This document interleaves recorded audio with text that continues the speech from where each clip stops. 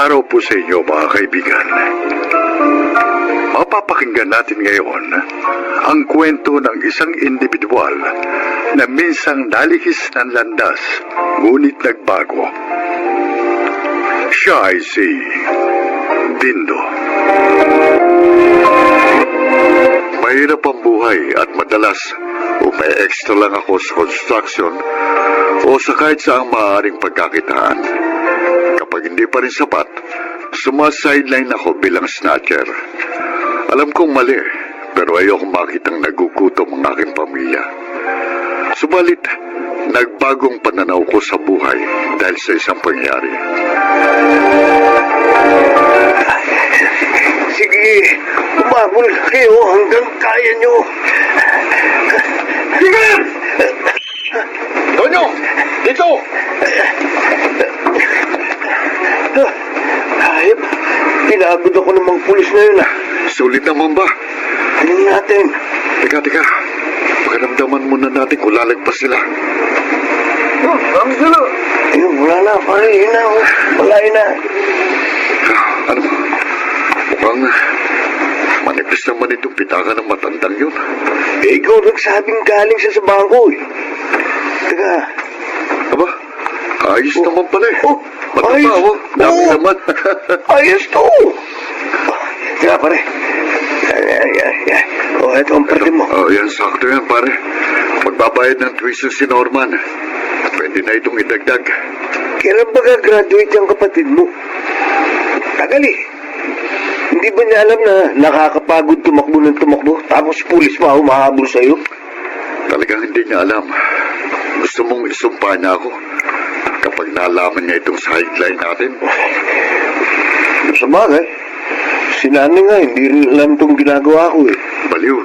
Sige, sabat na ako. Mamaya na. Ha? Baka may mga pulis pa sa paligid. Magpahinga muna tayo rito.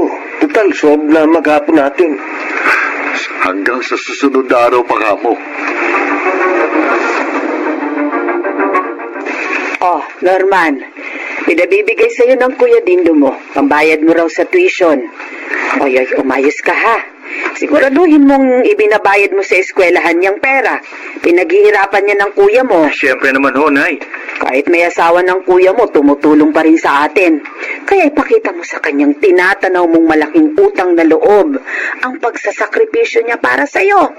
Mag-aral kang mabuti. Oo, Nay.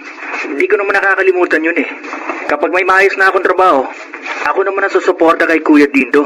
Naku, Norman, hindi mo yan kailangan gawin. Ate Pamela? Ang mahalaga sa kanya, makapagtapos ka ng pag-aaral. Tama ang Ate Pamela mo. Kaya paulit-ulit kong sinasabi sa'yo na maging masinop ka. Kasi mahirap lang tayo.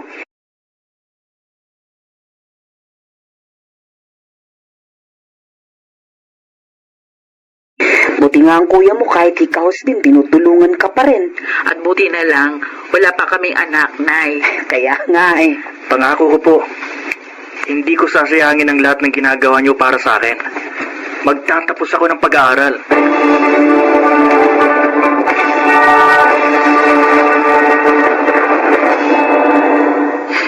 Anong sabi niyo, Nay? Anong sakit niyo? ang sabi ng doktor, breast cancer daw ito.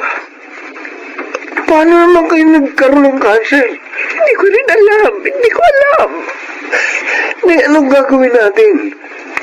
Paano kayo magpapagamot? Wala tayong pera. Kaya nga hindi ako makatulog ilang gabi na Ayoko sanang sabihin sa inyong magkakapatid. Kaya lang, hindi ko kayang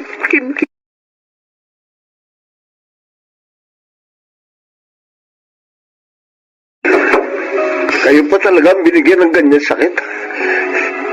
Hindi pa nag-iisip ang Diyos? Kayo pa talaga binigyan ng ganyan sakit? Hindi pa nag-iisip ang Diyos? Tonyo! Huwag ka magsasalita ng ganyan. Oo, mahirap. Masakit. Pero wala tayong magagawa. Hindi naman natin nakokontrol ang mga pangyayari. Pag siniswerte ka nga naman, mahirap na nga tayo. May malala ka pang karamdaman. Ano pa ba kulang? Tonyo! Paano ka namin may pagagamot?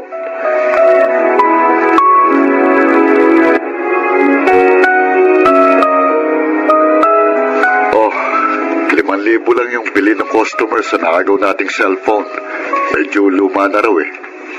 Kaya, oh, Tonyo, bakit hindi ka umimik? Pare, naisip mo na bang tumigil sa gawain ito? Bakit ayaw mo na? Ang nanay ko, may cancer. Ha? Cancer? Naisip ko, hindi kaya pinaparusahan na ako sa mga ginagawa kong kasalanan. Tapos ang nanay ko ang sumasalo ng parusang yun. Teka, ano raw ang sabi ng doktor? Gano'n pang itatagal ng buhay ng nanay mo? Stage 2 raw, pero Dindo, wala kaming kapera-pera.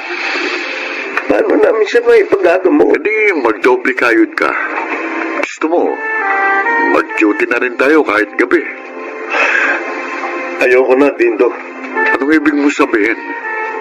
Siguro, panahon na para talikuran ko itong ganitong trabaho. Sigurado ka? Pagkatapos itong huling puntirya natin, titigil na ako. Kahit hindi ko maipagamot ang nanay ko, maalagaan ko man lang siya. O kaya baka naman kapag nakita ng Diyos na hindi na ako nagnanakaw, bawiin niya ang sakit ng nanay ko.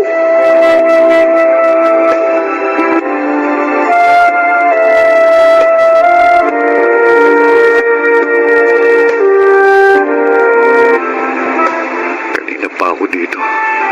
Tagal naman ni Tonyo. Sabi ko, dito siya sa iskinitang ito dumaan. Dito! Oh, ayun na siya. Tonyo! Hindi! Hindi!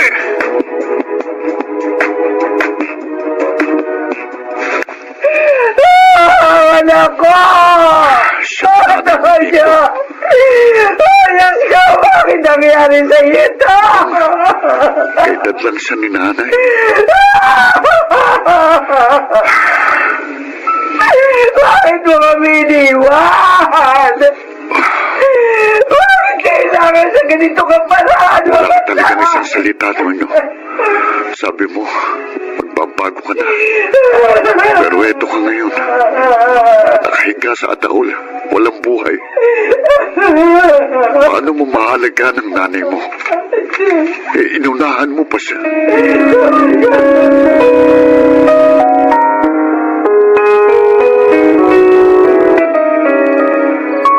Dindo, saan ka ba galing kanina? Meron ka bang pinuntahang patay at nakaitim kang damit? Pamela. Pasensya ka na. Hanggang ngayon, narito pa rin tayo sa barong-barong nakatira. Hindi naman mahalaga sa akin kung saan tayo nakatira. Basta ang importante, magkasama tayo. Kahapon, nakita ko. Nakita ng mga mata ko kung paano bawian ang buhay ang kaibigan ko. May maganda sana siyang plano. Pero hindi na niya matutupad dahil wala na siya. Maikli lang ang buhay ng tao. Isa pa, hiram lang natin ito. Kaya kung babawiin ito ng Diyos, wala tayong magagawa. Alam natin kung paano namamatay ang isang tao. Kapag nalagutan na siya ng hininga, wala na. Pero paano ba mabuhay ang tao, Pamela? May tama bang paraan para mabuhay? O baka naman ang tanong mo paano ba mabuhay ng tama?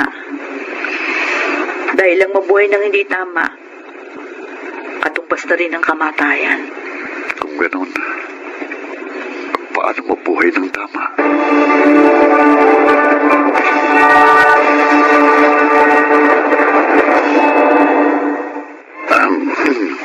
Aba, bagong gupit, bagong ligo at bagong uniforme. Muntik na kitang hindi makilala, Dindo. Gwapo na ba ako, Nay? Ay, hindi ka pwedeng magpagwapo. Baka magalit si Pamela. Huwag ka mag-alala, Nay. May tiwala naman ako dyan kay Dindo. Maswerte ko sa asawa ko, Nay. Hindi silosa gaya ng iba dyan. Ay, bola pa to. Sige na, umalis ka na at mahuhuli ka. Unang araw mo ngayon sa trabaho. O sige, alis na ako, Nay. Mag-iingat ka, ha? Bye! Bye. Ay, mabuti na lang nakakuha na siya ng matinong trabaho, Nay. Oo nga. Regular na yung sweldo niya. Kahit janitor. Basta ang mahalaga, hindi na siya mag-iisip araw-araw kung saan naman siya extra ng trabaho.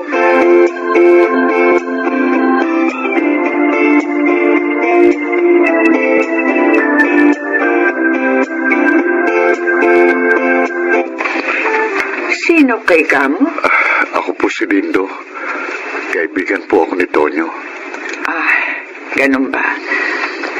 Salamat sa pagdalaw mo. Ngayong anibersaryo ng kanyang kamatayan. Kumusta na ho pala kayo? Eto, nalulungkot pa rin ako sa tuwing naalala ko ang aking anak. Ang ibig kong sabihin yung sakit nyo. Nabanggit din pala yun ni Tonyo sa iyo. Sa katunayan, magpapa-opera na ako sa susunod na buwan. Mabuti naman ho. Nasaan man si Tonyo ngayon? Tiyak na masaya siya. Nag-alala ho siya noon nang malaman niyang may malubha kayong karamdaman. Ang sabi nila, magnanakaw daw ang aking anak. Snatcher. Kaya nabaril ng mga polis. Pero para sa akin, isa siyang mabuting anak. Gayunpaman, nagsisi siya ko na hindi ko inalam mga pinagkakaabalahan niya sa buhay. Sana nagabayan ko siya ng maayos. Huwag niyo na pong isipin yun. Sa huling sandali po ni Tonyo, ang pagnanais na magbagong nasa isip niya. At yun ay dahil sa inyo.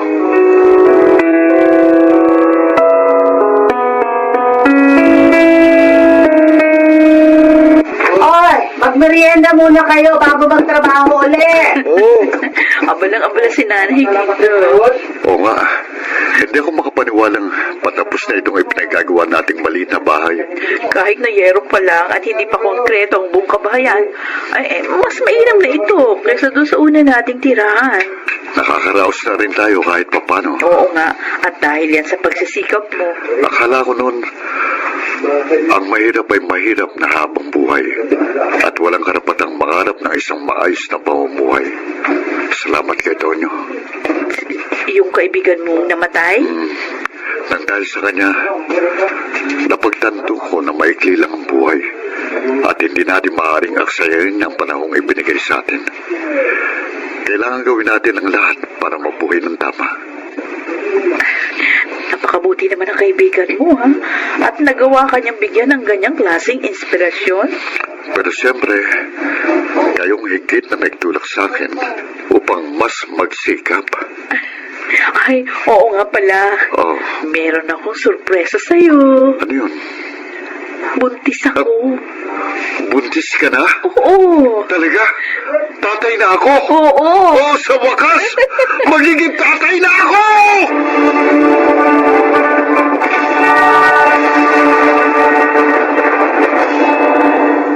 Totoo nga, minsan kailangan nating makita ang kamatayan o maintindihan ang kahulugan nito upang malaman natin ang kahalagahan ng buhay. Kapag namatay na ang tao, tapos na ang lahat. Pero habang nabubuhay tayo, may pag-asa pang magbago at may pag-asa pa para sa mga bagay na nais nating gawin para sa ating sarili at sa mga taong mahal natin. Ako po si Dindo, dating snatcher. Hindi mahalaga kung ang tao ay mayaman o naghihikahos, sapagkat walang katumbas ang kaligayahang mabuhay ng tama at naayos sa kagustuhan ng Panginoon.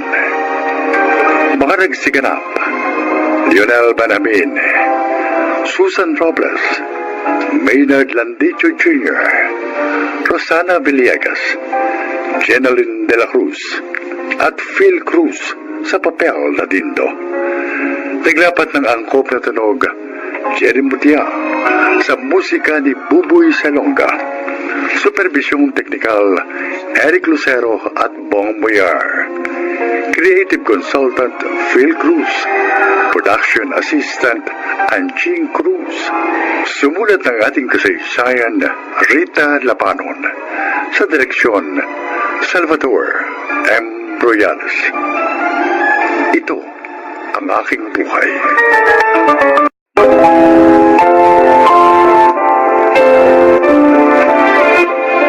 Magandang araw po mga kaibigan. Ngayong araw na ito, maririnig natin ang testimonya ni Kate at ng kanyang mga pinagdaanan bilang panganay at breadwinner ng pamilya.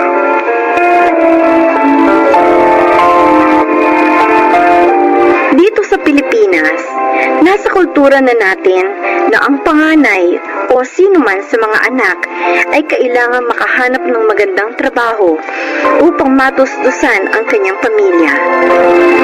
Nakaugalian na natin na upang masuklian ang mga sakripisyo ng ating mga magulang sa pagpapaaral sa atin, kapag nakapagtapos tayo, nakaatang na sa ating balikat ang responsibilidad na mag-provide para sa pamilya. Bagamat hindi naman ito mali, ngunit minsan, naaabuso ang breadwinner kagaya ng aking naranasan.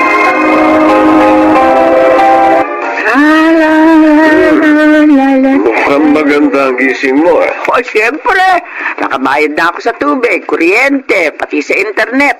At nakapamalengke na rin ako. Oh, oo nga pala. Payday kahapon ni Kate. Baka naman may tira pa riyan. Ay, naku, may tira. Hiram sana ako ng 500. Para saan? Para ilibre mo na naman ang alak yung mga kumpare mo. May bibilhin ako. May bibilhin din ako, kaya tigil-tigilan mo ako dyan. Ang damot mo, ah. O bakit? Sa'yo ba ang perang yan? Pera yan ni Kate. Kaya nga, pera to ni Kate, ay binigay niya sa akin. Kung pagdamutan mo ako ng pera para bang ikaw ang nagsakripisyo na paaralin si Kate, ah. Pera ko ang pinantustos sa pag-aaral niya. Nagtiis ako sa barko para kitain ang perang yaw. Kung gusto mo pala na palagi may pera, di sana hindi ka tumigil sa pagtatrabaho. Nang makapagtapos si Kate, hindi ka na sumampa uli sa barko. Wala ka nang ibang ginawa kundi himasin niyang bundat buntyan, kaya lalong lumalaki. O bakit ikaw? Wala ka na rin ginagawa ngayon, ah, kundi magbunga nga maghapon at makichismisa sa mga kumari mo daig pa ang CCTV. Nakikita lahat ng nangyayari sa barangay. Pa! Ano ba yan? Aga-aga, nagtataasan naman kayo ng boses. Ito kasi mama mo. Humihingi na naman ng pera. Pang-inom siguro. Itong mama mo, kung pagdamutan ako ng pera, akala mo kanya. Ano ba? Hindi ba kayo nagsasawa? Lagi na lang ganyan ang linya ninyong dalawa. Buti sana kung nakatira tayo sa gitna ng bundok. Nasa syudad tayo. Ayun o. Isang di pa lang. Bahay na ni na Aling Melba. Sa harapan may bahay pang isa. Sa kaliwa meron pa. Dinig ng 3 pamilya ang pagtatalo nyo. Di ba kayo nahihiya? Aga-aga, pera pinagtatalunan nyo. Tama na sabi!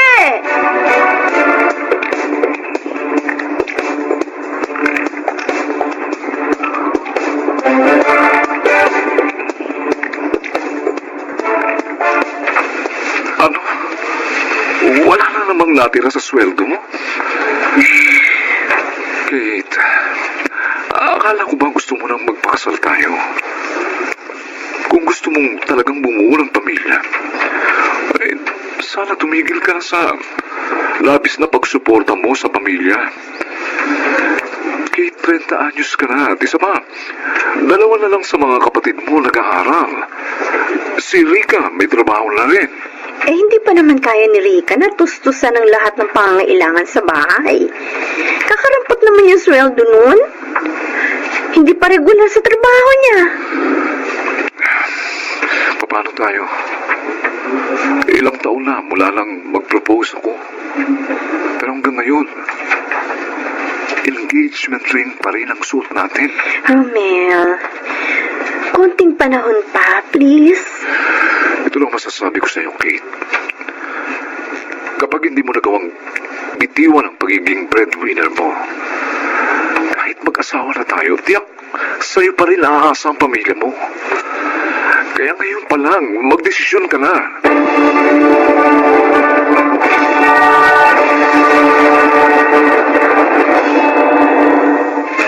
3,000? Miggy? Oo, ate. Isang buwan naman ang allowance yan ah. Gusto ko kasi original, ate. Nakakaya kapag nakita ko ng mga kaklase ko na imitation lang ang sapatos ko. Miggy, alam mo ba nung ako nag-aaral sa kolehiyo, si Papa noon ha? Oh. Pero hindi ako nakasuot ng sapatos na 1,000 ang halaga. Ang pinakamahal ko na yata nasuot 500 pesos na sapatos na ginamit ko mula first year hanggang fourth year. Iba naman nun, ate.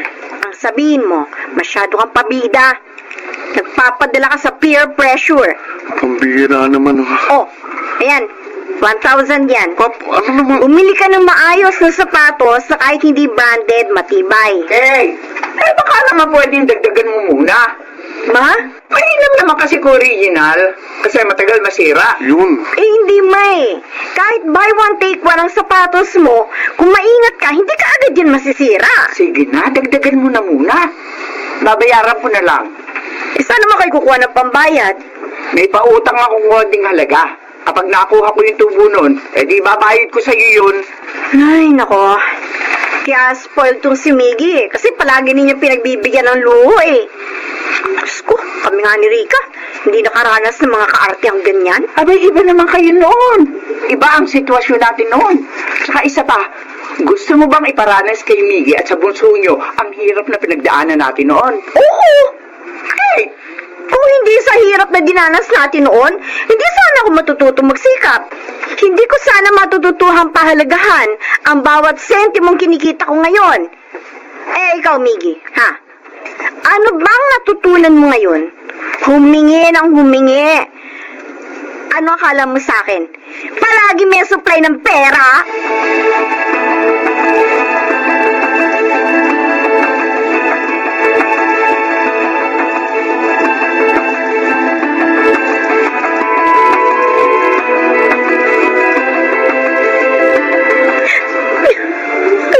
Ate, pasensyahan mo na si Mama. Sama-sama talaga ng loob ko, Rika. Ay, Lahat na lang iniaasa nila sa akin. Sa'yo. Alam mo bang nag-aaway na kami ni Romel kasi hindi kami makaipon ng maayos para sa kasal namin? Kasi napupunta na lang lahat dito sa bahay. pasensya ka na ate. Hindi pa ako nakakatulong ng maayos. Hindi mo naman kasalanan to eh. Sa totoo lang, hindi naman responsibilidad ng anak na buhayin ang pamilya niya. Pero ginagawa ko to dahil gusto ko makatulong at ibalik kahit konti man lang yung mga pagsasakripisyo nila na mapalaki at mapagtapos tayo. Kaya lang, minsan parang sobra naman eh. Nakakapagod na. Gusto ko na rin mabumuo ng sarili kong pamilya. Pero paano kung ganito?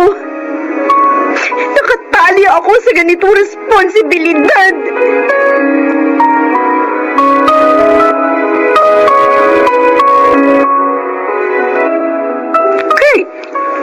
Bakit ito lang? Mula ngayon, Ma, ganyan na lang ang ilalaan kong budget para dito sa bahay. Ano? Paano yung pang-araw-araw nating gastusin? Pasensya na kayo. Kapag ibinigay sa inyong mahigit 50% na sweldo ko, hindi naman ako makakaipon. Wala pa matitira sa akin. Kailangan ko na rin pagtuunan ng pansin ang sarili kong plano. Alam mo ha, nung isang araw ko pa napapansin yan, na parang nagiging mahigpit ka pagdating sa pera. Pati si Miggy, napagbuntunan mo. Bakit? Nagmamalaki ka na ba? Palibhasa, ikaw itong may malaking kinikita sa pamilyang ito. Wala kang utang na loob. Binihisan ka namin, pinag-aral, pinakain. Walang utang na loob, Ma. Dahil lamang gusto kong gawing priority ang sarili kong kinabukasan. Wala na akong utang na loob. Mga pinalaki niyo ba ako para sa huli singilin ang lahat na ibinigay niyo sa akin? Ganito ba ba talaga maging isang mabuting magulang? At bakit? Ganyan ba ang ugali ng isang mabuting anak? Ang pabayaan ng pamilya bumuhay sa kanya? Hindi ko sinabing pababayaan ko kayo, Ma! Ang sabi ko, kailangan ko na rin pagtuunan ng pansin. Pareho lang yon! Ano nangyayari dito? Ito ko ang utang na loob mo, anak. Nagmamagaling na. Akala mo kung sino na. Nagkaroon lang ng magandang trabaho, akala mo. Kate. Kate, sige na. Umalis ka na. Ako na bahala sa mama mo.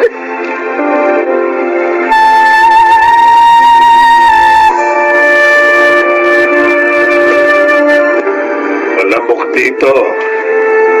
Pumasok ka na sa kwarto mo. Mamaya na po, Pa. Ay, nako. Pagpasensyahan mo na ang mama mo. Nag-aalala lang yun. Siyempre, hindi niya alam kung saan kukuha ng pandagdag para mapunuan ang mga pangangailangan dito sa bahay. Isa pa, pagpasensyahan mo na rin kasi ako. Umasa na lang ako ng umasa sa'yo. Malakas pa naman ako pero hindi na ako nagtrabaho. Gusto ko rin naman talaga na makapagretiro kayo na maaga. Kasi ilang taon din kayo nagtrabaho sa barko, Pa. Malayo sa amin. Kaya pagpasensyahan nyo na rin ako. Gusto ko na rin po kasi bumuo ng sarili kong pamilya. Nauunawaan ko.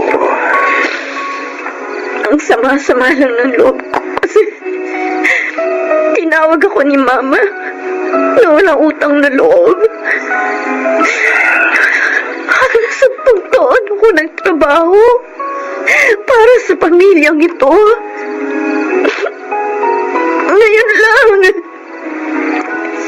Ngayon lang ako nagsabi na iisipin ko na rin ang sarili ko. Masama ba yun? Hayaan mo lang. Kakausapin ko mama mo. Paliliwanagan ko siya. Pasensya ka na kung nararamdaman mo yan ngayon, Kate. Pero ito ang sasabihin ko sa'yo. Hindi mali ang desisyon mo.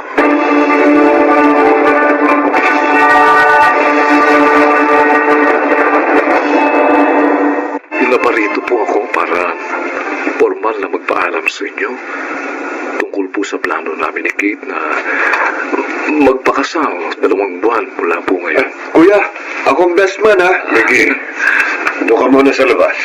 Hindi ka kasali sa usapan. Oo na. Basta Kuya Romel, best man ako ha. Matagal na po namin itong pinagplanuhan. Wala namang problema. Magpakasal na kayo. Kasi mag-e-expire na matris ni Kate.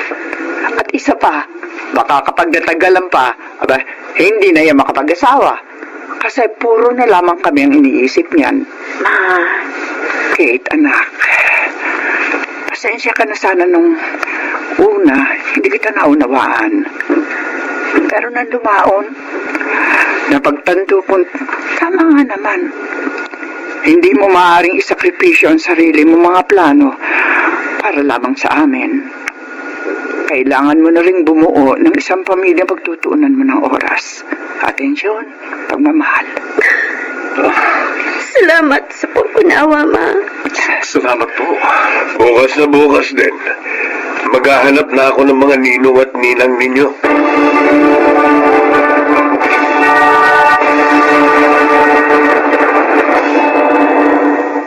Hindi madali, pero kailangan talaga nating magbigay ng ultimatum sa pagsuporta sa ating mga pamilya. Lalo na sa mga nais na ring lumagay sa tahimik. Siguro, kagaya ko, hindi welcome ang ganitong idea, pero lahat naman ay nadadaan sa mabuting usapan.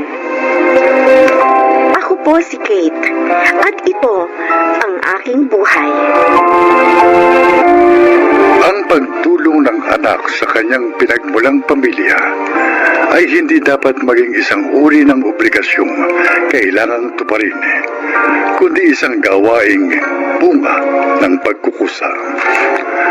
Mga nagsiganap: Susan Robles, Junel Benamin, June Martin Legaspi, Rosana Villegas, at Chiquit del Carmen Amor sa papel na Kate.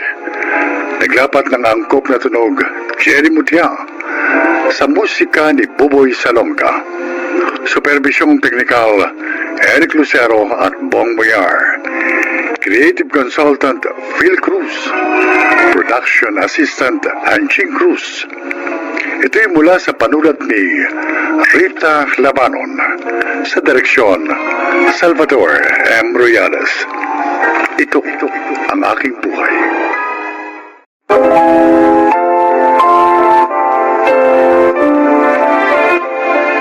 Magandang araw po mga giliw naming tagapakinig. Marinig natin ang paglalakad ng isang individual na pinalad makahanap ng mga taong bumago sa kanyang buhay. Siya ay si Lucas. Ako si Lucas. Nagtatrabaho ko bilang isang family driver. Bagamat mahirap ang magtrabaho na malayo sa pamilya, lalo na kung ang amo mo ay mahirap pakisamahan. Subalit, tiniis ko ang lahat para lamang maitaguyod ko ang aking mag-iina sa probinsya.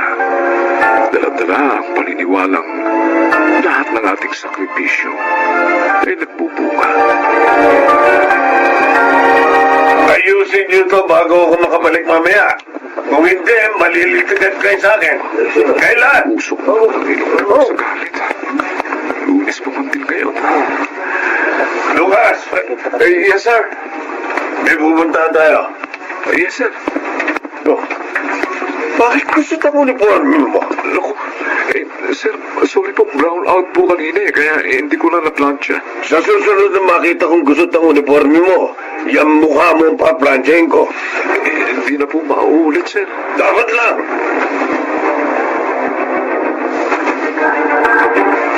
Mang Lucas! Uy, Sir Jay, good morning po. Oh, sumabog na naman ang bulkan kanina. Maraming namatay. Buti po hindi kayo nakasama. Ano hindi? Akong sumalo ng unang buga. Nasa bahay pa lang, nag-aapoy na eh. Hindi ko siguro si Tito Philip. Baka nilayas ang una siya. Grabe kong magsalta. Akala mo hindi taong kausap. Grabe. Pasensyahan nyo na po. Matanda na kasi. Eh bakit ikaw? Hindi ka naman kagaya niyang irritable. Hindi naman ako pwedeng umasta lang ganyan sa kanya, sir. Hamak na driver lang ako. Hindi kasi yan sa edad. Nasa tao talaga yan. Buti, napagtsatsagaan mo ugali niya. Kailangan, sir. May binubuhay akong pamilya.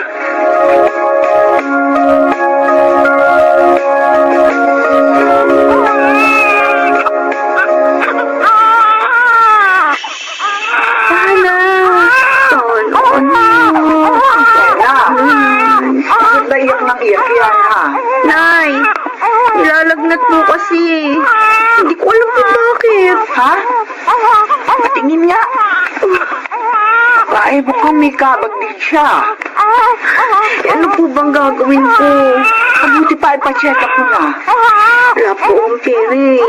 Hindi pa nakakapagpadala si Luca. Eh, ako nang bahala. Sige na, magbihis ka na. Dalhin mo si Buboy sa ospital. Pahiramin na lang mo muna kita ng pera. Saka mo na bayaran yun. Pero Sige na. Pamamaya, lumala pa ang nararamdaman ng anak ko. Kung papabayaan mo lang ang dinaramdam niya. Sige na, sige na. Ako na magbabatay kina Mika at Kiko. salamat, Nay.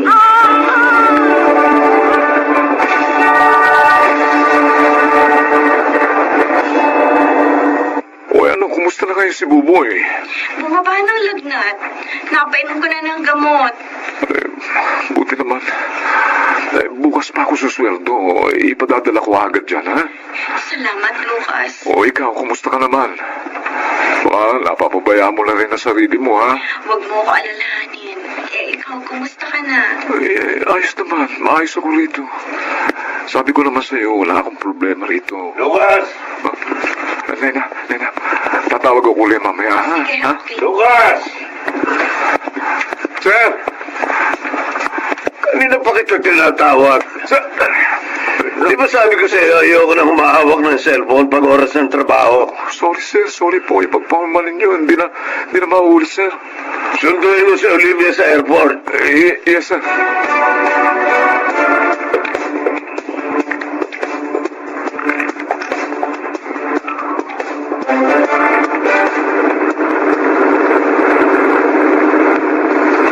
Oh, magkita na lang tayo bukas, ha? I need to take a rest today. Stressful ang biyahe. Saan ba talaga dadaan itong nasusundan kong sasakyan? Pag-ewang-gewang. Lucas, ano ba? Ma'am, Parang bagong ang takbo natin, ha? naku, pasensya na po. Ito po kasing nasa unahan kong sasakyan. Buti na lang nakapreno ko. Ano ka ba? Di ka ba marunong magpreno? Ha? Tanga ka? Muntik na ako masumsum sa front seat. Ma'am, sorry po. Hindi ko po sinasadya. Napalakas po ang preno kasi biglang huminto yung nasa unahan ko Kasi sasakyan mo pag mamaneho mo, kung ayaw mo mawala ng trabaho.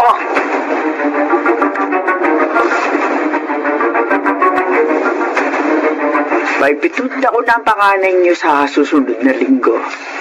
Wala bang planong umuwi si Lucas? Kinausap ko na nga po kanina, Nay. Sabi niya, susubukan niya magpaalam sa boss niya. Oo, kasi ang huli niyang uwi, halos 2 taon na, di ba? Opo. Talo pa nga niya OFW.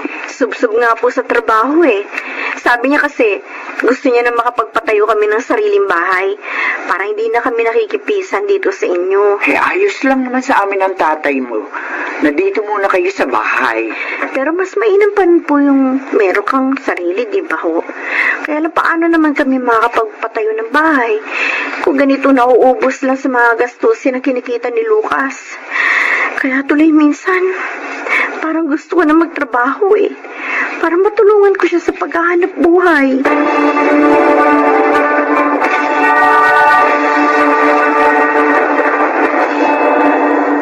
Hindi maaari. Sir, birthday po kasi ng anak ko eh. Pag birthday ba ng mga anak ko, nakikita mo ako nagpapakasyon, Lucas? Hindi po, sir. O ano yun? Anong karapatan mo magpaalam na mag-leave ng 1 linggo para sa birthday ng anak mo? Kahit sana isang araw lang, sir. Makulit ka rin, ano? Gusto mo pa bang magtrabaho sa amin o maghahanap na ako ng ibang driver? Sige po, hindi na po ako uuwi, sir. Pasensya na po kayo.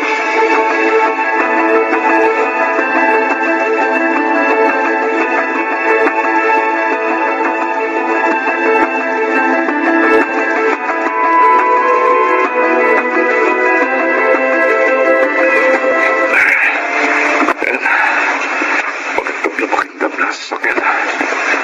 Hindi na ako nito mamalasin kay sir. Lucas! Ay, Sir Jay. Oh, ano na ang plano mo ngayon? Plano? Bakit, sir? Oh, hindi mo pa ba nababalitaan?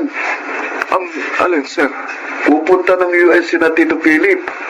Oh, Baka daw doon muna sila ng mga 5 taon. Depende kung sasabihin ng doktor. doktor, sir? Oo, may sakit yung panganay nila. Ha? Oo, nung 1 linggo lang nalaman, kailangan ipagamot. Ganun ba, sir? Aalis na sila bukas makalawa. Naku, paano kaya ito? Mawawalan pala ako ng trabaho. Kaya mo, Mang Lucas, kapag may nalaman ako naghahanap ng driver, sasabihan kita. Ha? Naku, sige, salamat, Sir J. But- Kailangan ko talaga ng trabaho eh.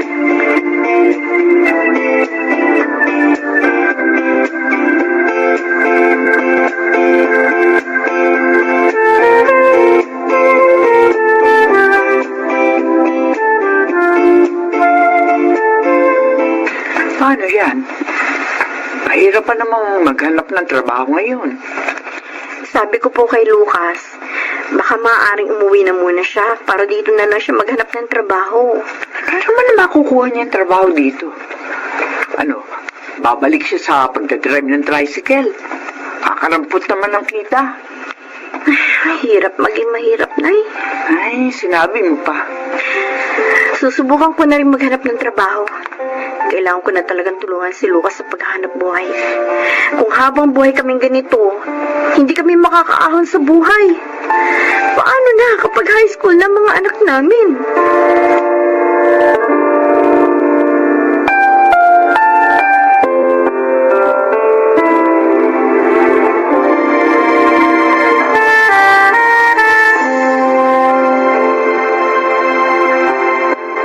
Lucas, Yes, ma'am. nagpapasalamat kami ng sermo sa iyong serbisyo sa aming pamilya. Salamat sa pagiging masunurin mo at pagiging mabait. Kahit madalas ka naming napagtataasan ng boses at minsan pa'y nasasaktan. Eh, bahagi po yun ng trabaho ko, sir. Kapag nakabalik kami rito, kukunin ka uli namin driver. Papayag ka ba? Alam ko, oo naman po, sir. Alam mo, yung mga naging driver namin, hindi na namin maalala ang pangalan dahil mahaba ng 3 buwan na itinatagal nila sa trabaho. Pero ikaw, 5 taon ka na sa amin. Eh, wala naman pong perpektong amot, perpektong trabaho, sir. Isa pa ho, kailangan ko talagang magsikap para sa pamilya ko. Kaya, wala po akong karapatang mamili ng amo o ng trabaho. Salamat sa serbisyo mo, ha? Oh, eto, tanggapin mo. Para sa iyo. Ma'am, ano ho ito? Susi ho. Ikinuha ka namin ng bahay sa isang subdivision. Ano ho? Etong pera. At kunin mo na yung pamilya mo sa probinsya. At dito na kayo tumira. Malaking halaga yan. Oh, Magtayo ka ng negosyo. O kaya gamitin mo yan sa kung anong naisip mong pwedeng paggamitan yan para makatulong sa inyo. sir. Oh, Yan ang pasasalamat namin sa iyo. Maraming salamat po, ma'am, sir. Sobra-sobra na po itong ibinigay niyo sa akin. deserve mo yan, Lucas. Salamat po. Maraming salamat po.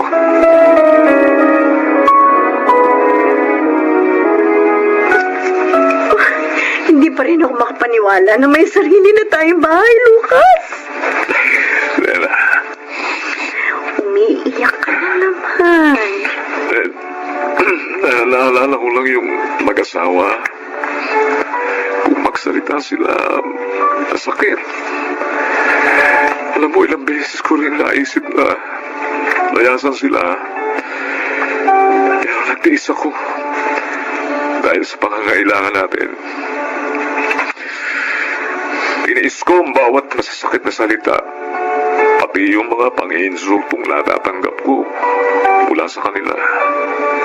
Pero tingnan mo ang kapalit ng pagtsitsaga ko, Lela. Papalat ka, Lucas. Papalat tayo. Napakabuti ng Diyos sa atin. Totoo nga lahat ng mga pagsasakripisyo at pagtitiis natin, nakikita ng Diyos. At lahat ng yun ay pinapalitan niya ng ginawa. Ngayon, maaari na tayo magsimula ng bagong buhay natin. Salamat. Salamat sa Panginoon at hindi niya tayo pinabayaan. Akala ko mawawalan ako ng trabaho eh. Hindi ko inakalang biyaya pala ang tatanggapin ko ngayon. Natin, ha? Diyos ko, salamat po. Salamat po sa buhay ng mga amo ko. Salamat po.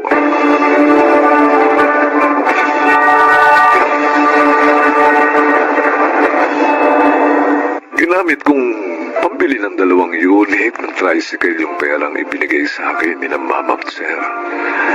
Ngayon, 5 lang ang tricycle namin ni Nela. Maayos na ang buhay namin ngayon at araw-araw ay nagpapasalamat ako sa Diyos dahil sa ibinigay niyang biyaya sa aming pamilya. Ang mga dati kong amo. Mahirap man ang buhay. Kapag nagsisikap tayo at nagsasakripisyo, darating ang panahong aanihin natin ang kabutihang bunga nito. Ako po si Lucas at ito ang aking buhay. Bawat sakripisyo ay may kapalit na biyaya. Huwag sana tayong panghinaan ng loob sa mga pagsubok na dumarating sa ating buhay. Sa halip, maging matatag tayo at patuloy na maging masinop. Mga nagsiganap, Chiquit del Carmen Amor, Susan Robles, Lionel Benjamin, Rosana Villegas, Phil Cruz, at June Martin Legaspi sa papel na Lucas. Naglapat ng angkop na tunog Jerry Mutia sa musika ni Buboy Salonga. Supervisyong teknikal Eric Lucero at Bong Boyar. Creative Consultant Phil Cruz. Production Assistant Anching Cruz. Ito'y mula sa panulat ni Rita Labanon. Sa direksyon Salvador M. Royales. Ito ang aking buhay.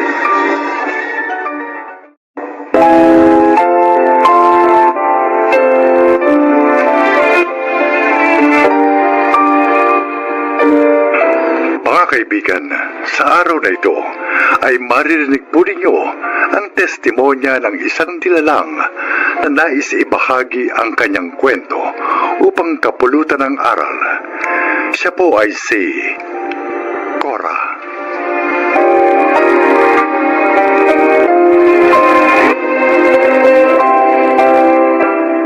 Isa akong ina na may kapansanan. Nasunog ang aking balat sa isang aksidente. Kaya simula noon, nahirapan na akong buhayin ang aking mga anak. Nakatira kami sa ilalim ng tulay at umaasa sa mga tira-tirang pagkain para mabuhay. Ito ang aking buhay.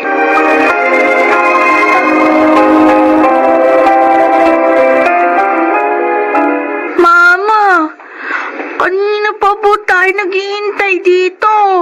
Gutom na ako. Angel, konting tiis na lang ha. Mamaya, may lalabas siya sa kainan para magtapon ng basura. Abangan natin yun dahil sigurado mga pagkain ng laman nun. Mama! Ayun o! May lumabas na po! At may dalang plastic na itim! Itinapon po niya sa basura, no? Tara mga anak, puntahan na natin. Ma! Nakuha ko na po yung plastic na itim! Akin damit ko eh. Bubuksan ko. Titingnan ko kung ano-ano yung mga laman. Ito po! Ay, mga anak! May pagkain na tayo! Mukhang masasarap! Pwede na po ba akong kumain? Ay naku, Angel, hindi pa. Pipiliin ko muna kung ano yung mga pwede pang kainin dito. Tapos lulutuin ko ulit para mamatay yung mga mikrobyo. O tara mga anak, uwi na tayo sa ating barong-barong para makakain na tayong 3.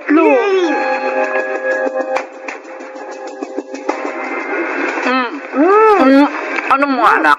Nasarap ba? Opo!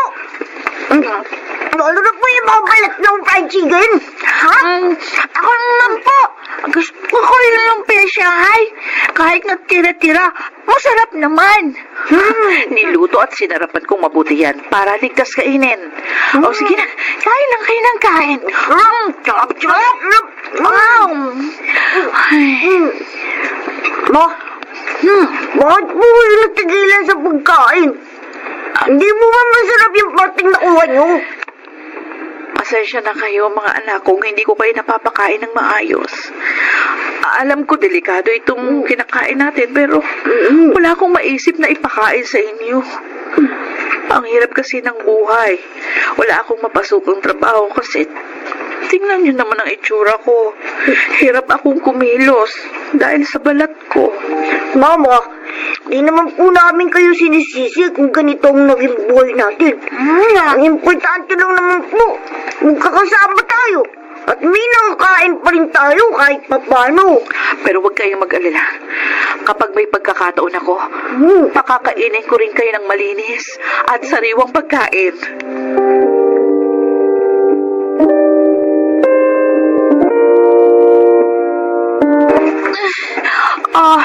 Ang sakit ng tiyan ko.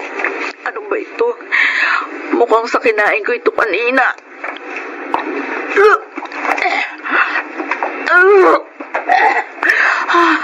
Buti na lang, hindi sumakit ang tiyan ng mga anak ko. Mama, bakit gising pa po kayo? Masakit po bang tiyan niyo? Oo, anak. Siguro dahil doon sa kinain ko kanina. Pero kaya ko to. Idudumi ko lang to tapos mabilis yung mawawala ang sakit ng tiyan ko. Sigurado po kayo? Sige na, anak. Matulog ka na. Opo, ma. Diyos ko. Patawarin niyo ako kung hindi ko kayang buhay ng maayos si Namitoy at Angel. Hindi baling ako na lang ang sumakit ang tiyan dahil sa mga kinakain naming pagpag. Basta wag lang sila. Hindi ko kakayanin kapag may nangyaring masama sa aking mga anak. Ma, nagugutom na po si Angel. Sandali lang mga anak. Iniisa-isa ko pa itong nakuha kong pagpag kanina. Mitoy, ito, tingnan mo, oh. Ayan, oh. Mukhang hindi po naggalaw yung pagkain na yan. Mga karne ng baboy ang karamihan sa nakuha natin. Pag napili ko ng lahat, tsaka ako magluluto ng adobo. Oh, Tamang-tama. May toyo, suka at pamintang binigay sa akin si Aling Tekla. Sabihin mo kay Angel, konting tiis na lang. Makakakain din tayo.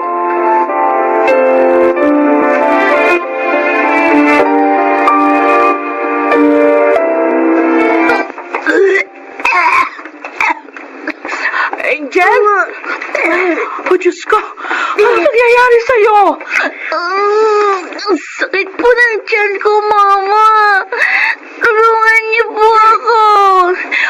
Mitoy! Mitoy, halika, dali! Bakit po? Ang kapatid mo! Sumasakit ang tiyan. Tulungan mo akong kargahin. Hihingi tayo ng tulong. Aba,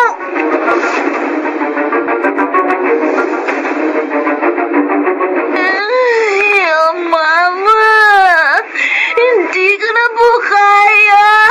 Ay, tulong! Tulong, pakiusap talaga yung anak ko.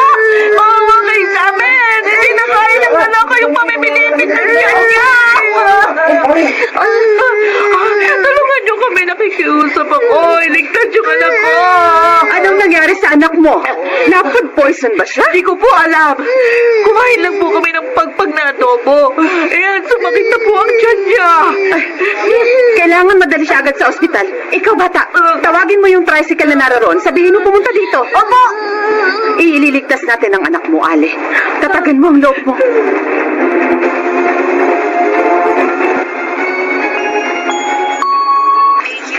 Doktor, kumusta na po ang lagay ng anak ko? Ligtas na ang bata. Tama kayo. Sumakit ang tiyan niya dahil sa kinain niyang pagpag.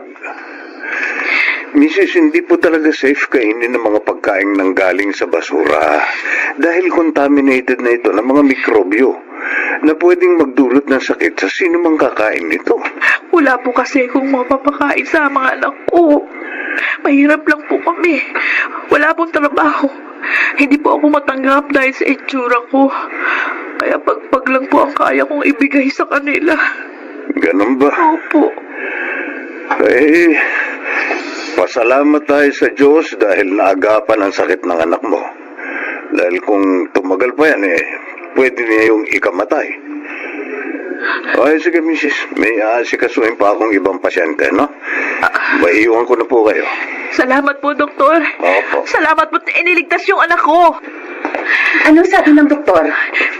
Ligtas na daw po ang anak ko. Naku, maraming salamat sa inyo. Tinulungan niyo ako madala si Angel sa ospital. Ano po palang pangalan nyo? Cora po. Ako si Mrs. Cruz.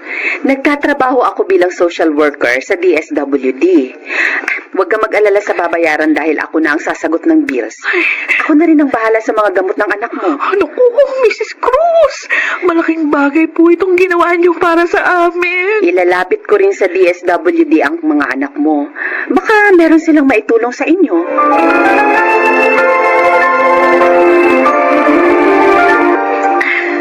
Angel, narito na ulit tayo sa bahay natin. Yay! Ang saya-saya! Nakakamiss po itong bahay natin. Alam mo, Angel, masaya kami ni Mama na magaling ka na. Ay, Mrs. Cruz, tuloy po kayo sa munting tahanan namin. Salamat. Pagpasensyahan niyo na po yung bahay namin. Maliit lang po. At saka medyo yung mayanig. Kasi marami pong sasakyan yung dumataan sa itaas ng tulay. Ilang taon na ba kayong nakatira dito? Maraming taon na rin po. Simula nung mamatay yung asawa ko, nung 1 taong gulang pa lang si Angel. Namatay ba siya sa aksidente kung saan nasira yung mukha mo? Opo. Mabuti na lang. Binuhay pa rin ako ng Diyos. Kasi kung dalawa kaming namatay, baka nasa ampunan ng mga anak namin. Mama, gusto ko na pong matulog. Sige, Angel.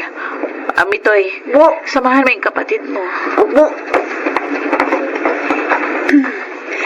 Nakausap ko na pala yung head namin sa DSWD tungkol sa mga anak mo. Concerned sila masyado kung kaya mo ba silang buhayin na hindi malalagay sa panganib ang kanilang buhay.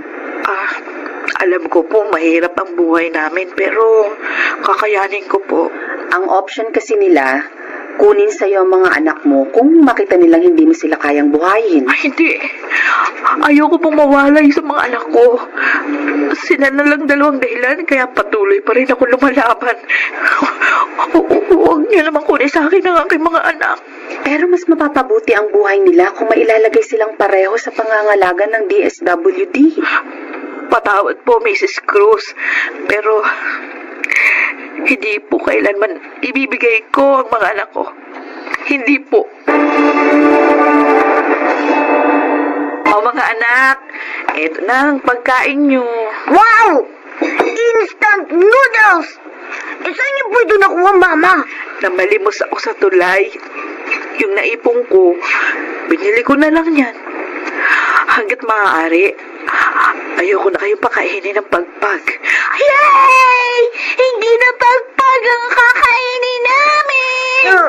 Mitoy, iluto mo na tong noodles para makakain na kayo. Opo, Mama. Tara, Angel. Cora! Si Mrs. Cruz ito! Sandali lang po.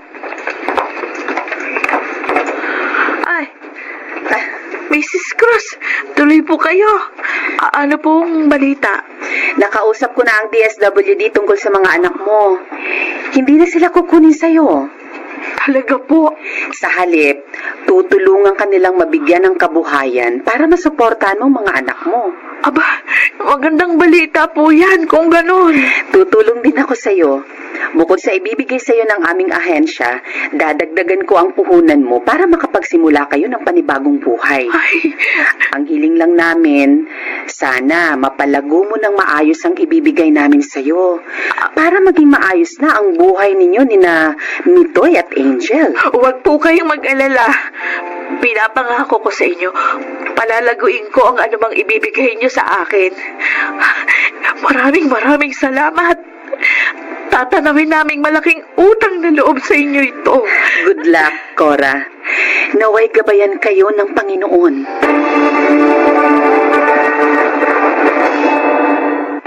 Napapalago ko ng maayos ang puhunang binigay nila sa akin. At sa ngayon, hindi na kami kumakain ng pagpag. Nabigyan din kami ng gobyerno ng pabahay at hindi na rin kami nakatira ngayon sa ilalim ng tulay. Bilang ina, parang nabunutan ako ng tinik sa dibdib nang makita kong umaayos na ang buhay ng aking mga anak. Ako si Cora at ito ang aking buhay. Mga nagsiganap, Rosana Villegas, Chiquit del Carmen Amor, Phil Cruz, Maynard Landicho, Jeneline de la Cruz, at Lionel Benjamin. Naglapat ng angkop na tunog Jerry Mutia sa musika ni Buboy Salonga. Supervisyong teknikal Eric Lucero at Bong Boyar. Mula sa panulat ni Krista Senga. Direksyon Salvador M. Royales. Ito ang aking buhay.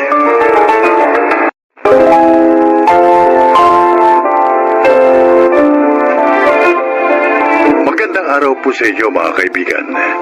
Mapapakinggan natin ang testimonya ng isang binatang minsan ay binansagang salot ng lipunan. Siya ay si Goyong. Lumaki ako sa pamilyang isang kahig, isang tuka. Dahil may katamaran din. Sa halip na magtapos sa pag-aaral, mas ginusto ko pang tumambay na lang. Ngunit nainip ako sa buhay tambay, kaya naghanap ako ng mapagkakaabalahan. Kaya naman kung hindi nagsusugal o nagsasabong, madalas akong nakikitang nakikipag-inuman. O kaya naman, nakikipagrambulan. Akala ko habang buhay na akong gano'n. Ngunit may plot twist na naganap. Goyong, pwede ka na lumabas. Tapos ng reglementary period. Mamaya na, Sarento. Dito na ako manananghalian sa presinto. Mukhang masarap ang ulam niyo. Pambihira. Ginagawa mo na yata ang hotel itong selda rito sa Station 3. Sisihin mo yung mga kabarangay namin. Hindi nagsasawang ireklamo ako, di pa huli siya. Tapos hindi naman tinutuloy ang pagsasampa ng kaso. Sila pa pala ang may kasalanan eh. Ikaw itong mahilig maghamon ng suntukan tuwing nalalasing. Itong pinakahuli, binato mo pa ang bahay ng mismong kapitan ninyo. Alam mo kasi, Sarento, naiinis ako doon sa kapitan namin na yun eh. Ang tamad. Hindi man lang maipaayos yung basketball court namin na nasira ng bagyo eh. Wala tuloy kaming mapaglibangan kapag walang sabong. Ilang taong ka na ba, Goyong? 30. 30 anyos ka na. Oo. Tapos hanggang ngayon, libangan lang ang inaabot ng isip mo.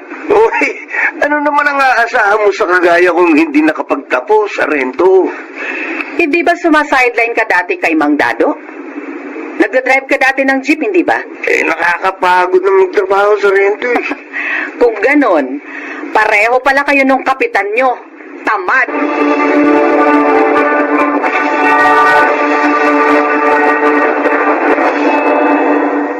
Oh, Tinay, saan ka ba galing? Nagsimba po. Bago na palang parish priest natin dito. Mukhang matanda na pero parang very cool Simba ka ng simba, wala namang nangyayari sa buhay natin. Hindi naman sinasagot ng Diyos yung mga panalangin mo. Linggo pa man din ni Nay. Pwede ba? Huwag na kayo maglitanya. Ay, anong gusto mong gawin ko? Manahimik. Pagod na ako sa buhay natin ganito. Ang tatay mo araw-araw lasing. Ang Kuya Goyong mo. Teka, asan nga ba itong si Goyong? Parang 2 araw ko lang hindi nakikita. I'm home! O yan na, hinahanap ninyo. Saan ka na naman ang galing, Goyong, ha? Arin ako. Ano nga ba't pa? Saan ka nang galing? Saan pa? Eh di sa presinto. Tarantado mo Yan yan. naman yan nagpapalipas ng magdamag eh. Karan! O ayan, may take out pa ako. Adobong manok. Pinabaunan ako ni Sarento. Yan ay, imbis na magdadaldal na naman kayo dyan, buti pa kumain na tayo. Ha?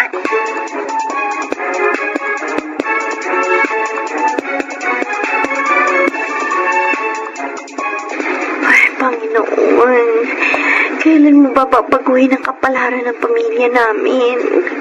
Pagod na rin ako sa ganitong buhay.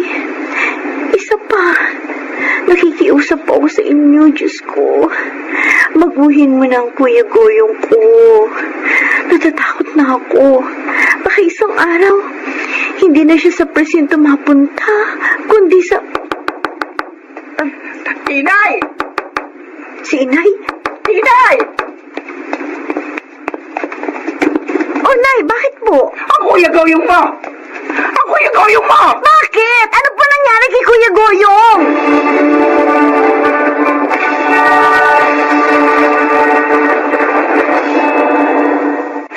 Kasalanan mo ang lahat ng ito, Berto. Eh, bakit ba akong sinisisi mo, ha?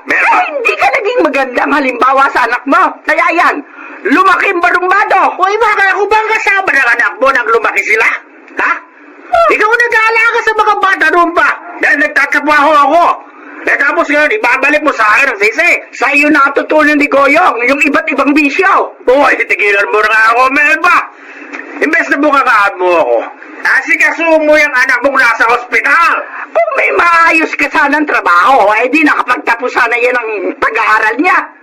Hindi eh. Eh yan, tumatambay lagi, naglalasing, naghahanap ng karambulan. O sige na ako na!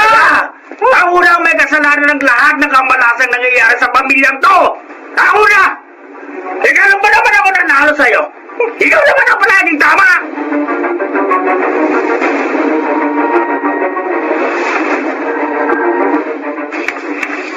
Oh, saan ka na naman pupunta, Kuya?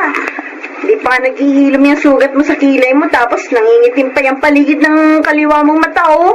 Nabuburong na ako rito sa bahay. Kuya, muntik nang himatayin si nanay na makita kang duguan. Akala niya nabasag na yung bungo mo. Ang drama niyo. Oh, Kuya Goyong, sabi ko malis eh. Kuya! Hoy! Bahala ka na! Tiras ang ulo mo!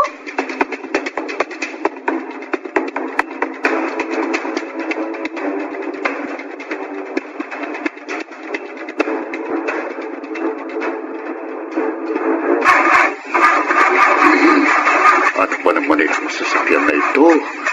Kung kailan ako nagmamadali, saka naman nagpapapansin. May ikakasal ako ng alas 8 ng umaga. 7:30 na ng umaga. Nangyari? Ay, salamat sa Diyos. Mukhang may mabuting Samaritano. Ano yan? Eh, ayaw mag-start ng makina eh. Pari kayo? Oo. Aba, knockout ba? Ano? Kako, knockout ba yung kasunduan mo? Sa tingin ko, ikaw ang tumumba eh. Ano, tama ba ako? Gusto niyo ba umandar yan sa sakyan niyo? Joke lang. Sige nga, tingnan mo nga. Baka magawan mo ng paraan. May nahabol pa naman akong kasal. Eh, kakarag-karag na doon sa sakyan niyo eh. Bumili na kayo ng bagong sasakyan, Father. Maayos ko to ngayon, pero luman-luman na ang kotse niyo eh. Baka pag naayos ko to ngayon, bukas makalawa, sira na naman to. Marunong ka bang mag-drive? Bakit?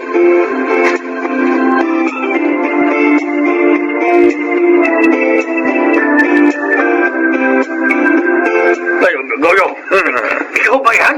Wow! Ayos ang forma mo, Kuya! Ayos ba? Uniforme mo ba yan? Oo, Tay. Ipinatahi ako ni Father Bon.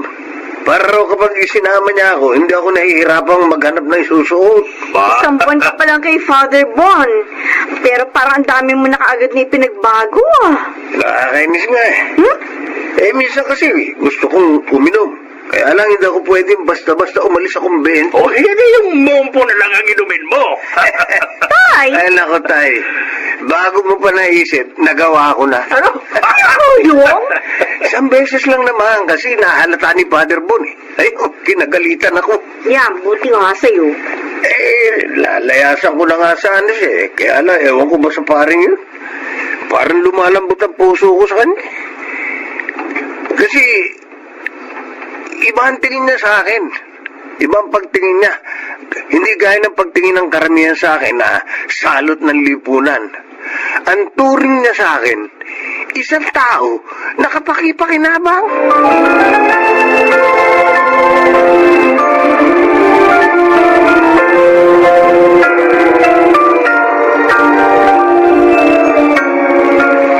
Magandang umaga po, Father. Melba, napasyal ka. Ay, may dala po ako sa inyo. Bah, ano ito? Mga bagong pitasuyang abukado. Mukhang masarap ito Salamat. Si Goyong nasa kabilang opisina. May tinuturo ang mga kabataan. May activity kasi kami sa susunod na linggo. Magaling din palang magsayaw ang anak mo. Magsasayaw sila ng may kanta sa simbahan. Kaya siyang nagtuturo. Ay, nasilip ko nga po kanina. Father Bon, maraming salamat po. Alam niyo ho ba, dati ho kasi sakit ng ulo ko yung si Goyong. Sa totoo lang, naku, hinihintay ko na lang na may magbalita sa akin na napatay na yan ng mga kaaway niya. Doon kasi ho sa amin, palagi yung naghahamon ng away. Lalo na kapag laseng. Pabalik-balik na ho yan sa istasyon ng pulis. May ang sabi ko, kung hindi siya mapapatay, siya makakapatay. Melba, walang imposible sa Panginoon. Kaya niyang baguhin ang buhay ng isang tao, basta't magtitiwala lang tayo sa Kanya. Father, maraming salamat po sa pagturing sa kanya bilang parang anak niyo na rin. Mabait naman si Goyong. Wala lang kasi siyang nakakasalamuhang mga tao na maaaring gumabay sa kanya. Ang mga kaibigan niya, mga parumbado rin. Kaya nakikisabay na rin siya sa ugali nila. Ngayong nailayo na natin siya sa mga taong gano'n ang ugali, nakikita na natin ang totoong pagkatao ni Goyong.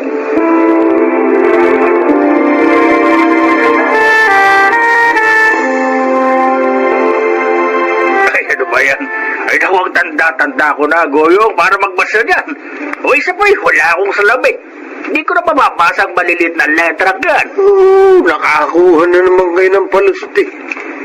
O sige, pagdating ng sweldo ko, ano? Ipagagawa ko kayo ng salamin sa mata. Ha? Para lang makapagbasa kayo ng Biblia. Ay, huwag na. Gagastos ka pa eh. Huwag ka na kasing kumontra, Tay. Uy, naku, isa ka pa. Tinay, sama mo nga ito si tatay itong linggo kapag nagsisimba ka.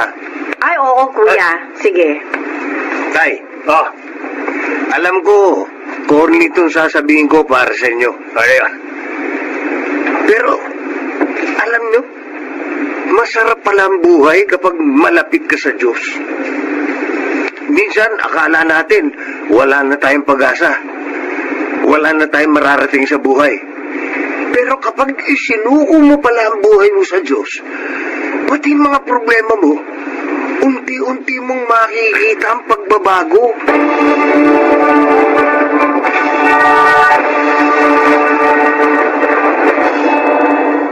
Kapag ikinukumpara ko ang buhay ko ngayon sa buhay ko noong mga nakaraang taon, minsan hindi rin ako makapaniwalang magbabago pa ang kapalaran ko. Hindi ko alam na ang dating salot ng lipunan magiging produktibong mamamayan. May papel pala talagang ginagampanan ang ating environment sa ating pagkatao. Dahil palaging mga parumbado ang kasama ko noon, kaya gano'n na rin ako. Pero nang nakilala ko si Father Bon at ang iba pang mga naglilingkod sa simbahan, nag-iba na rin ang ugali ko. Higit sa lahat, nakilala ko ang Diyos.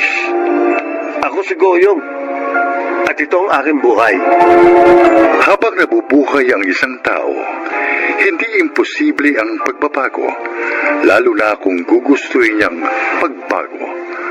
Baka nagsiganap, Chiquit del Carmen Amor, Susan Robles, Jeneline de la Cruz, Baynard Landicho, Phil Cruz, at Lionel Benamin sa papel na Goyong.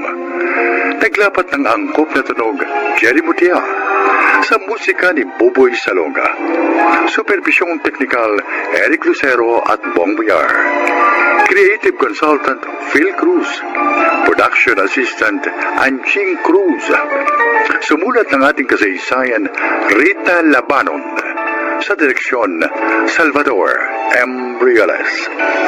Ito ang aking buhay.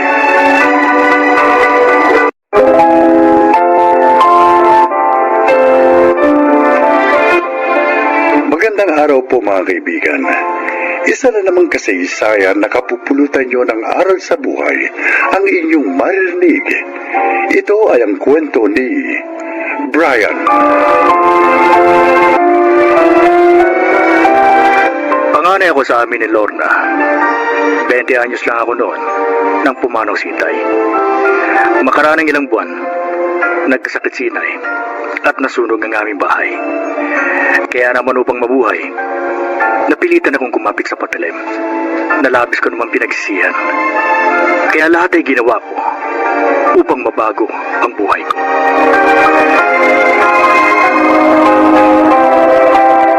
Ay, sa wakas, makakapagpahinga na rin ako. Pagod ka na naman, kuya. Di bale, masaya naman ako, Lorna. Dahil malakas bumenta ang karinderya ko. Oo nga, anak.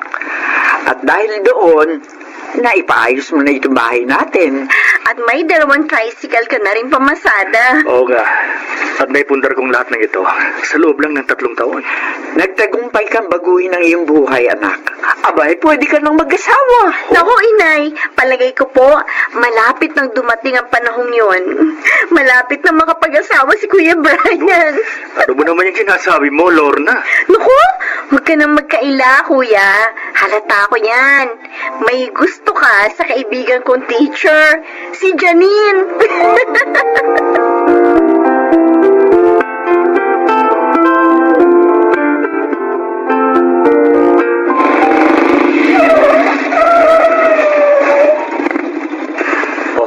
Nandito na tayo sa inyo, Janine. Oo nga. Ay, salamat. Hindi ako gaanong napagod dahil nakuha kong service sa pamimili ko tong tricycle mo. Basta kailangan mo, sabihin mo lang. Oy, siya nga pala. Sino nag-aasikaso sa karinderya mo pag wala ka? Ay, kaya na ng 4 na kasama ko yun. Sabagay. 5 nga pala kayo doon. Malakas kasi. Kaya kailangan ko talaga ng katulong. Magbubukas nga rin ako ng pangalawa kong karinderya. Oh, talaga? Oo. Wow, ang galing mo naman. Palibasa, masarap ka kasi magluto Pinagbubuti ko lang ang negosyo ko. Ito lang kasi ang alam kong trabaho. Dahil wala naman ako natapos na kurso. Kahit naman hindi ka nakatapos ng pag-aaral, naiayos mo ang buhay nyo. Nakakatuwa nga Ay, ano ba yan? Daldal ako ng daldal. Hindi pa pala ako bayad. Ay, teka. Eto pala yung bayad ko. Okay na. Okay na. Okay yun. Nakakaya naman, Brian. Okay lang. Ilang beses mo na ako hindi pinagbabayad. Okay lang, walang problema. Kaibigan ka naman ng kapatid ko Ganon? Kaya kaibigan din ang turing mo sa akin? Ganon ba? Oo, ganun na nga. Ay siya, halika. Tumuloy ka muna nang makapag-juice ka man lang. Ha? Sige na. Ito man lang may ganti ko sa madalas mong paghatid sa akin ng libre.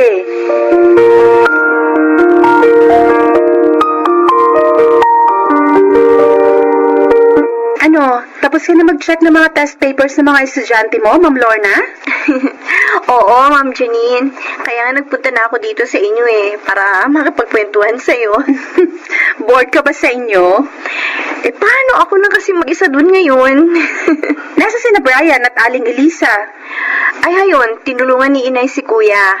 Ngayon ang opening ng pangalawa niyang karinderya Oh, ang sipag talaga ng kuya mo Maswerte ang mamahalin niya. Totoo. Kaya maswerte ka. Ano? Ikaw talaga? Kung magsalita ka, hindi naman liligaw sa akin si Brian. Pero mahal ka ni Kuya. Nahihiya lang siya magtapat sa'yo. Nahihiya? Bakit naman? Baka raw kasi hindi mo siya tanggapin kapag nalaman mo ang lahat. Ang alin yun, Lorna? Ang madilim na nakaraan ng kuya ko.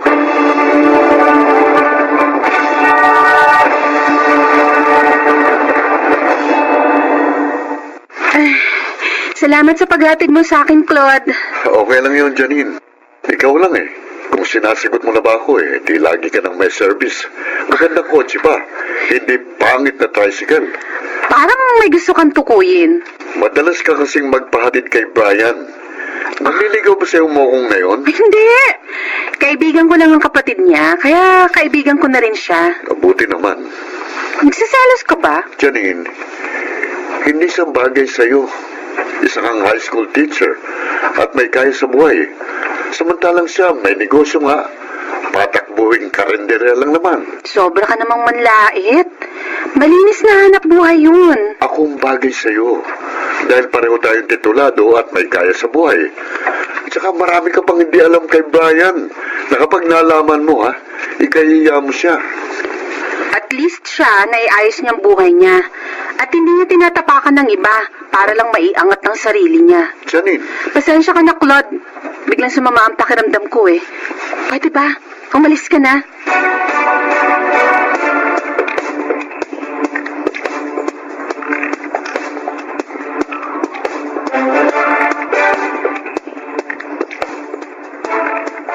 ating gabi na. Ayaw pa rin akong dalawin ng antok. Naiinis pa rin ako sa parang pagtatanggol ni Janine kay Brian. Para bang si Brian pang mas mabuti sa tingin niya kaysa sa akin. Ang mabahong putik na lalaking yun, tatalunin ba yata ako kay Janine? Hindi maaari yun. Hindi ako papayag.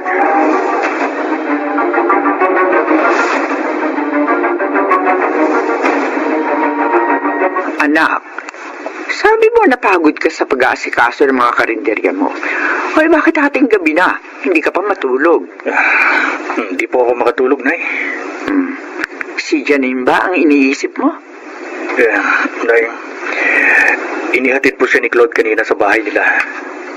Dadalawin ko po sana siya pero nang makita ko sila, hindi na po ako tumuloy. Manliligaw ba niya ang lalaking yan? Yun po ang sabi ni Lorna. Dapat kasi anak, magtapat ka na rin sa kanya nang hindi ka na nahihirapan pa ng ganyan.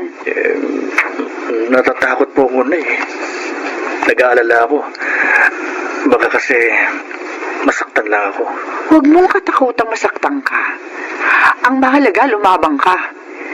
Mahirap yung nasasaktan ka dahil wala kang ginagawa. Nay, alam niyo naman pong dahilan kaya nag-aalala ako. Lahat ng tao ay may karapatang magmahal at mahalin. Kaya huwag kang magpatalo sa takot.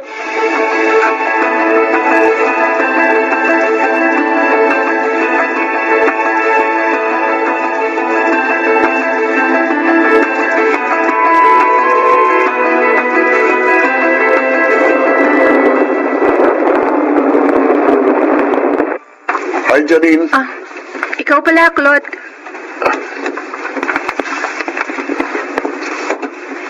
Nahirapan kang sumakay? Okay lang, may darating ding tricycle. Halika, ihatid na kita. Wag na. Salamat na lang. Sino gusto mong maghatid sa'yo? Ang putik na si Brian? Wala siyang ginagawang masama sa'yo. Kaya huwag mo siya kamakin. Talagang pinagtatanggol mo siya? Bakit? Gusto mo siya? Umalis ka na nga dito. Iwan mo ako. Akala mo ba papayag ako na matalo ng lalaking yun? Nagkakamali ka. Halika. Aray ko.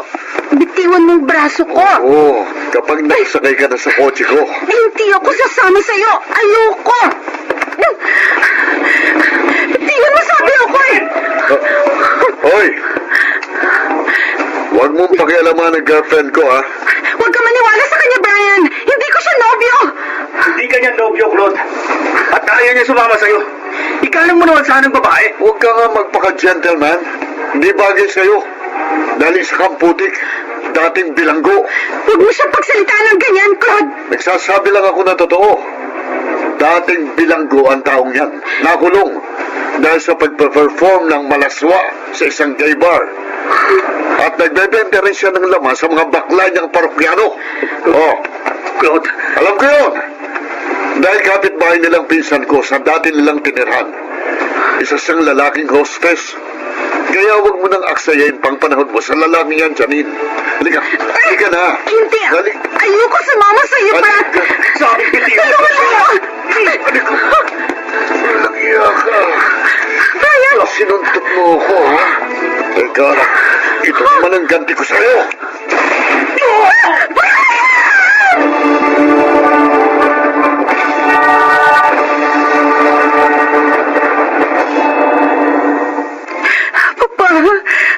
Papa, iniligtas ako ni Brian. Oh, Kung hindi siya dumating, malamang natagay na ako ng Claude na yon. wawa naman siya. Ay, kumusta na siya ngayon, anak? Ay, ginagamot pa po siya ng mga doktor. Pero nasa ospital na po si Aling Elisa at Lorna. Papa, ayoko mawala si Brian. Ayoko. Nakikita ko sa'yo. Mukhang talagang mahal mo siya. Opo, Papa. Pero hindi pa siya nanliligaw, hindi ba? Mahal po niya ako. Alam ko yun. Nahihiya lang siyang magtapat dahil sa nakaraan niya. Eh, kung ano man ang naging pagkakamali niya noon, naniniwala ako na napatawad na siya ng Diyos. Katunayan, maayos ang kanyang buhay. Salamat, Papa. Salamat sa pagtanggap sa kanya. Maraming salamat.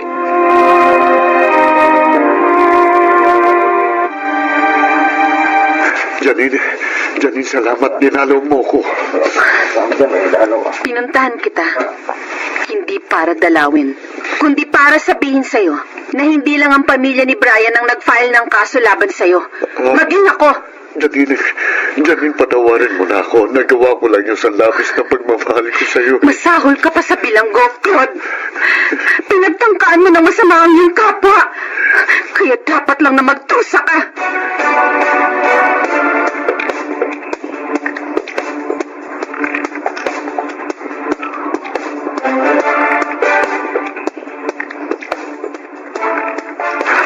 Anak, masakit pa ba ang sugat mo? Hindi na po gaano, Nay. Masaya kami at ligtas ka na, Kuya. Si Claude, pilit niyang isinasama si Janine. Nakakulong na ang walang hiyang lalaking yon. At si Janine naman, natuwa rin nang sabihin namin nagkamalay ka na. Pupunta raw sila dito ni Mang Nestor mamaya. Alam mo, Kuya, tingin ko, lalo ka napalapit kay Janine dahil sa pagliligtas mo sa kanya. Kaya, Kuya, magtapat ka na sa kanya.